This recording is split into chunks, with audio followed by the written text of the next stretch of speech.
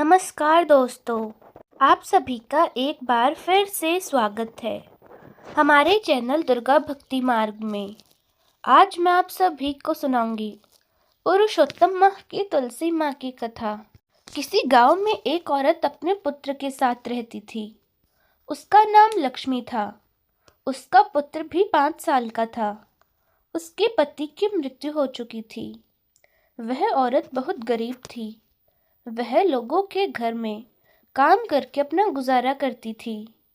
एक दिन की बात है, वह अपने बेटे को लेकर काम पर जा रही थी तो रास्ते में उसे भगवान विष्णु का मंदिर मिला। मंदिर में सत्यनारायण भगवान की कथा चल रही थी तो वह औरत भी अपने पुत्र के साथ मंदिर में बैठ गई और कथा सुनने लगी। कथा सुनते सुनते उसकी आंखों से आंसू बहने लगे। जब कथा समाप्त हुई तो कथाकर्ता उस औरत से बोले, बेटी, कथा सुनकर तुम रोने क्यों लगी? तब लक्ष्मी ने कहा, हे बाबा, कितने लोगों को भगवान विष्णु की कृपा से यह लोक और मरने के बाद परलोक का सुख मिला। क्या मेरे ऊपर भी भगवान विष्णु की कृपा हो सकती है? क्या मैं भी उनकी भक्ति की वेदा पा सकती हूँ? क्या मेरे भी दुख दूर हो सकते हैं? तब बाबा ने कहा, बेटी, मानव को उत्पन्न करने वाले, सृष्टि के पालनहार भगवान विष्णु भक्त के बस में रहते हैं। उन्हें कोई भी आसानी से प्राप्त कर सकता है। बस मन में उनके नामों का भजन करते रहो। बस एक नाम, फिर किसी बड़े योगी के आशीर्वाद की भी जरूरत नहीं होगी। योगी खुद आएंगे तुम्हारे दरवाजे पर तुम्हें आशीर्वाद देने। भगवान के नामों का भजन करने से विष्णु धाम, 4 धाम की यात्रा का पुण्य घर पर ही प्राप्त होगा। बेटी, तुम पुरुषोत्तम माह में तुलसी माता की पूजा करो। तुलसी सींचो और दीपक जलाने का नित नियम ले लो। फिर देखना तुम्हारे दिन कैसे बदलते हैं। बाबा की बात सुनकर लक्ष्मी बहुत प्रसन्न हुई।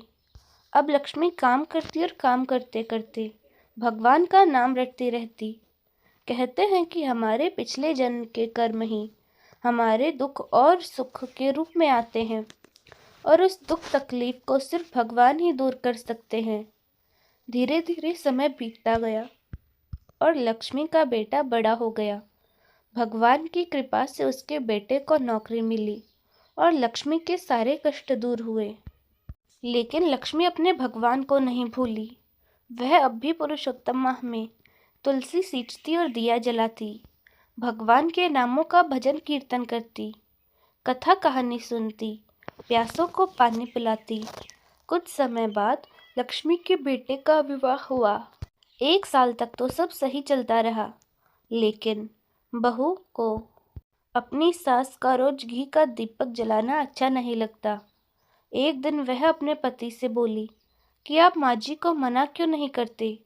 वह रोज 1 कटोरी घी बर्बाद कर देती हैं। उनसे ने अपनी पत्नी को समझाया कि माँ घी बर्बाद नहीं करती। उनका सालों से नित नियम चलता आ रहा है और भगवान की कृपा से ही हमारे दिन बदले हैं। तुम भगवान से माफ़ी मांग लो और आज के बाद ऐसी बातें कभी मत करना। लेकिन वह कहाँ समझने वाली थी। वह रोज इस बात को लेकर झगड़ती रहती। एक दिन उसने अपनी सास से भी कहा, माँ जी, आप घी का दीपक क्यों जलाते हो?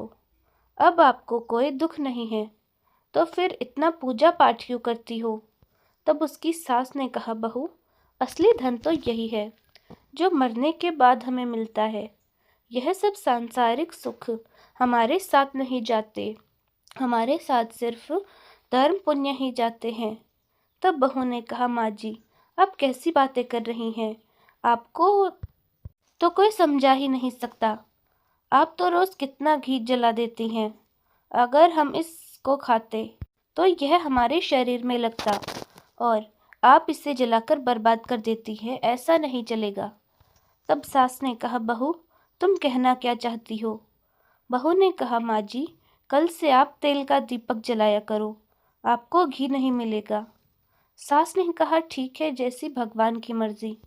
बहू बड़बड़ाते हुए अपने कमरे में चली गई और कहने लगी, घी और तेल मेरे पति के पैसों का है और सारा घी यही बर्बाद कर रही हैं। फिर अगले दिन सास तेल का दीपक जलाने लगी।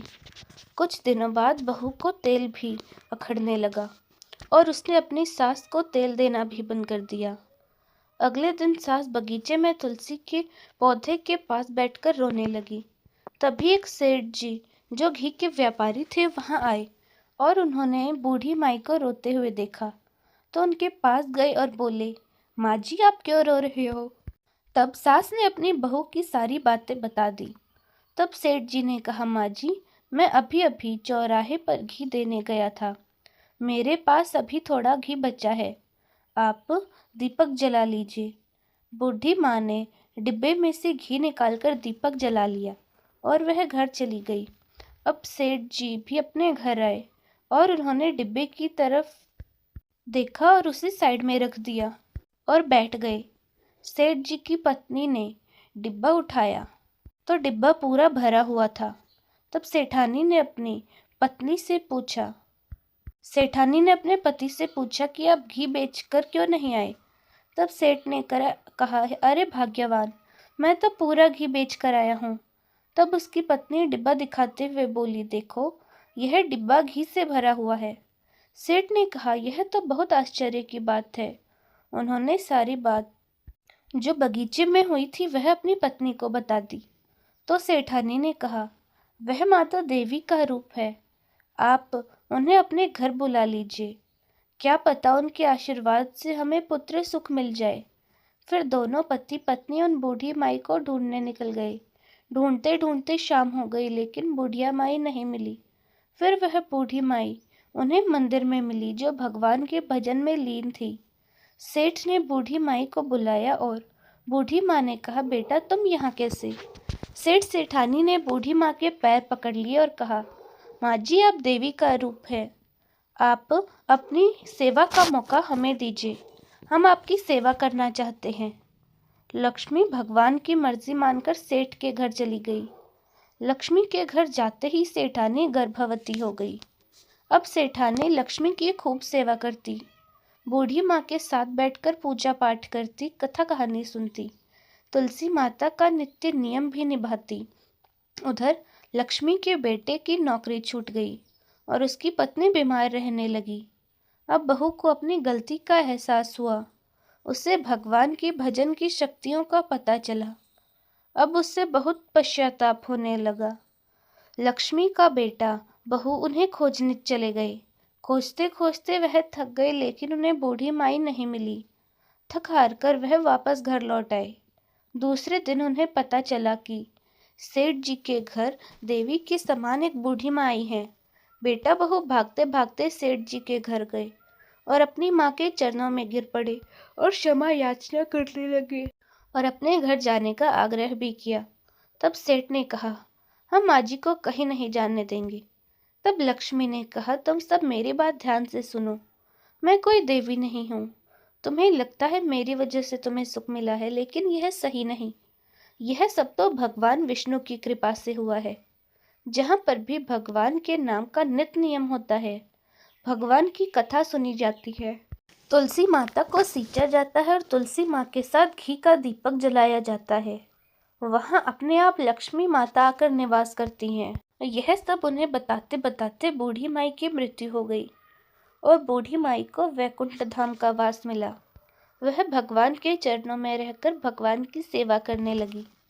उधर सेठानी बूढ़ी माँ की तरह पूजा करने लगे और भगवान की कृपा से उन्हें एक पुत्र रत्न की प्राप्ति हुई और बूढ़ी माँ का बेटा बहू भी वहीं उसी तरह बूढ़ी माँ की तरह ही पूजा करने लगे और बेटे को अब और भी अच्छी नौकरी मिल गई, पत्नी भी ठीक हो गई। कुछ दिन बाद उनके यहाँ भी एक पुत्री ने जन्म लिया। उन्होंने अपनी पुत्री का नाम तुलसी रखा और वो खुशी खुशी रहने लगे। जय हो तुलसी माता की। तो दोस्तों कैसी लगी आपको हमारी आज की यह कथा? कमेंट्स में ज़रूर बताएं। धन्यवाद।